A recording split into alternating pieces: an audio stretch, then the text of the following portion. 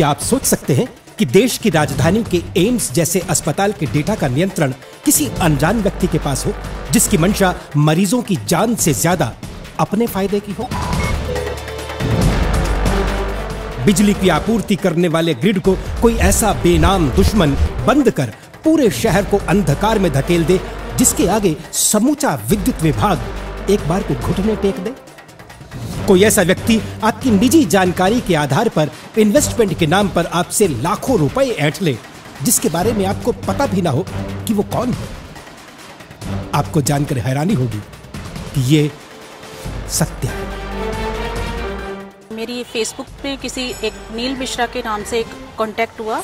उन्होंने मुझे कृष्णा ग्रुप में ऐड किया और वो मुझे कथा सेंड करते भी रहे। कुछ टाइम बाद उन्होंने मुझे अपने बारे में बताया कि मैं रॉ का ऑफिसर हूँ और सियाचिन में मैं एक मिशन पे जा रहा हूँ। वहीं से मुझे व्हाट्सएप पे मेरे साथ मैसेज पे रहे, टच पे रहे और 10-12 दिन के बाद उन्होंने मुझे ये बोला कि मैं अपना ATM कार्ड अपने घर भूल आया हूँ, तो आप अगर कुछ हेल्प कर सकते हो। तो मैंने उनकी कुछ हेल्प की, पैसों की 50,000 और 35,000 समथिंग कुछ ऐसे अमाउंट जाता रहा। प्रॉब्लम चलते चलते उन्होंने मेरे से 11.5-12 लाख के आसपास मेरे से पैसे ले लिए। I received a call on my mobile phone, somebody posing as a bank executive and saying that your YONO account will be blocked, and I started sharing all my details, and then I got a message that 50,000 rupees have been deducted. Cyber fraud के इन victims से मिलने के बाद भी अगर आपको लगता है कि ऑनलाइन स्कैमर्स की कार्यशैली के बारे में आप सब कुछ जानते हैं, तो एक बार फिर सोच लें। केवल चंडीगढ़ में प्रतिवर्ष औसतन 6,000 से भी ज्यादा हर स्तर के साइबर अपराधों की शिकायतें रिपोर्ट हो रही हैं। लोन ऐप के नाम पर हवाला के माध्यम से 500 करोड़ रुपए की रकम को क्रिप्टो करेंसी के नाम से चाइना में भिजवाने वाले गिरोह का चंडीगढ़ पुलिस द्वारा एक चाइनीज नेशनल की गिरफ्तारी के साथ किया गया पर्दाफाश साइबर अपराधियों की गहरी जड़ों का गवाह है। आपको जानकर हैरानी होगी कि आपके रिश्तेदार बनकर कनाडा से आने वाली कॉल्स से ऐंठे गए पैसे पाकिस्तान पहुंच रहे हैं। आने वाला समय डिजिटल वर्ल्ड का है, हमारी वर्चुअल लाइफ का है, हमारे सारे ट्रांजैक्शंस डिजिटल स्पेस में हो रहे हैं। इसीलिए हमारी ज़िंदगी में इन विषयों के बारे में जानकारी रखना बहुत ज़रूरी हो गया है और इससे ज़्यादा ज़रूरी है कि साइबर अपराध जो है आज की डेट में नार्को टेररिज्म में, चाहे क्रिप्टो करेंसी का मामला हो या फिर हमारे जो इकोनॉमिक क्रिटिकल इंफ्रास्ट्रक्चर्स हैं उनके ऊपर अटैक का मामला हो या स्पाइनेज का मामला हो, इनमें भी साइबर अपराध की हमको झलक मिलती है। ऐसे में माननीय प्रधानमंत्री श्री नरेंद्र मोदी जी के डिजिटली सशक्त भारत के स्वप्न को साकार करने के लिए चंडीगढ़ पुलिस ने माननीय राज्यपाल श्री बनवारी लाल पुरोहित जी के दिशा निर्देशों के तहत देश में पहली बार साइबर स्वच्छता मिशन की शुरुआत की थी। पुलिस की कार्यप्रणाली में जन साधारण की भागीदारिता, सशक्त समाज के निर्माण और सुरक्षित साइबर स्पेस के संदर्भ में शहर के निवासियों को जागरूक करने के उद्देश्य से शहर भर के कॉलेजों के 300 चुनिंदा विद्यार्थियों का साइबर स्वच्छता मिशन के तहत साइबर सोल्जर हेतु नामांकन किया गया। तदुपरांत चुने गए छात्रों को क्लासरूम प्रशिक्षण के साथ साथ साइबर अपराध से संबंधित स्थानों के भी विस्तृत दौरे करवाए गए और फिर इन्हें साइबर युद्ध के मैदान में उतारा गया। साइबर स्वच्छता मिशन चंडीगढ़ के हर नागरिक को साइबर अवेयर बनाने की दिशा में एक अनूठा कम्युनिटी पुलिसिंग इनिशिएटिव है, जिसके तहत पुलिस, पब्लिक, एकेडमिया और इंडस्ट्री एक्सपर्ट्स एक कोलैबोरेटिव पार्टनरशिप में काम कर रहे हैं। चंडीगढ़ के 9 कॉलेजेस, यूनिवर्सिटीज के 600 से अधिक स्टूडेंट्स को इन्फोसिस समेत विभिन्न साइबर एक्सपर्ट्स के द्वारा साइबर सिक्योरिटी की ट्रेनिंग देकर साइबर सोल्जर्स के रूप में तैयार किया गया है।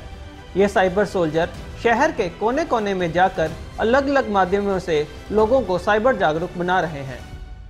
नवंबर 2021 में प्रारंभ हुआ ये सफर कुछ ही महीनों में प्रगति की कई नई से नई ऊंचाइयों को छूने के लिए निरंतर अग्रसर है। चंडीगढ़ पुलिस के इस मिशन के तहत मुझे साइबर क्राइम के बारे में इतनी नॉलेज मिली जो कि मैं शायद कभी सोच भी नहीं सकती थी, और इसी अवेयरनेस को फैलाने के लिए हमने साइबर सोल्जर्स ने आम जनता को अवेयर किया। भविष्य में आप किसी भी क्षेत्र में काम करेंगे, नॉलेज के लिए किया हुआ परिश्रम कभी भी विफल नहीं जाता है। ये व्यक्तित्व को बहुआयामी बनाता है। और आपके लिए इतनी युवा अवस्था में चंडीगढ़ प्रशासन ने आपको सिलेक्ट किया है, साथ में जोड़ा है, आपकी ट्रेनिंग हो रही है, तो मुझे लगता है कि इसके साथ साथ आपने भी ये सारे कामों को करना पड़ेगा। इस अवसर पर माननीय गृह मंत्री श्री अमित शाह जी ने चंडीगढ़ पुलिस व साइबर सोल्जर्स के प्रथम बैच द्वारा तैयार साइबर स्वच्छता मिशन की रिपोर्ट का भी अनावरण किया। प्रशिक्षण के उपरांत ये साइबर सोल्जर अपने क्षेत्र में रहने वाले लोगों को साइबर अपराधों के बारे में विभिन्न माध्यमों से जागरूक करते हैं। साइबर सोल्जर्स द्वारा सोशल मीडिया के माध्यम से जनसाधारण को जागरूक करने हेतु चलाई जा रही कैंपेन से भी इस अभियान को काफी बल मिला है।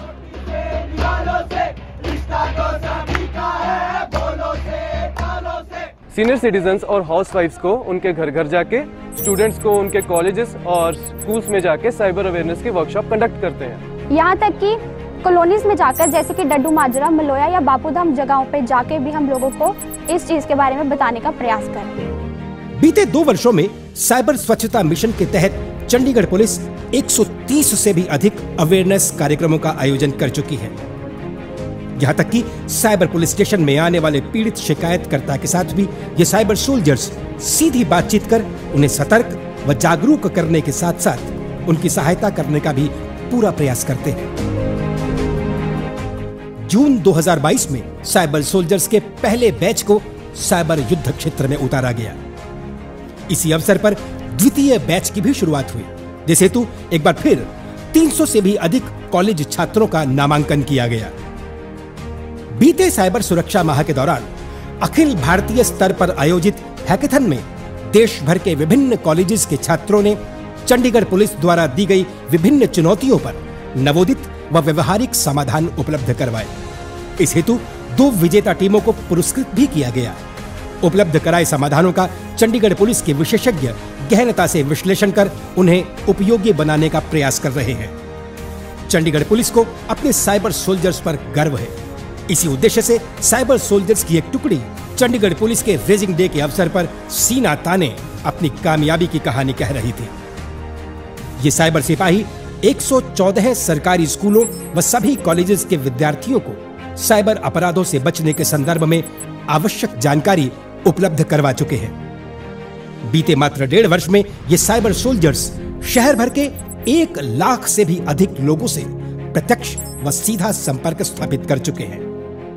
साइबर युद्ध क्षेत्र में उतरने से पूर्व इन सोल्जर्स ने विभिन्न विषयों पर अपनी प्रस्तुति के साथ अपने ज्ञान को साझा किया, जिससे विशेषज्ञों को विश्वास हुआ कि शहर के ये साइबर सोल्जर न केवल लोगों को जागरूक करने में पूरी तरह सक्षम हैं, अपितु इस विषय पर उन्हें इतना गहन ज्ञान भी हो गया है जो भविष्य में भी उनके लिए सहायक सिद्ध होगा।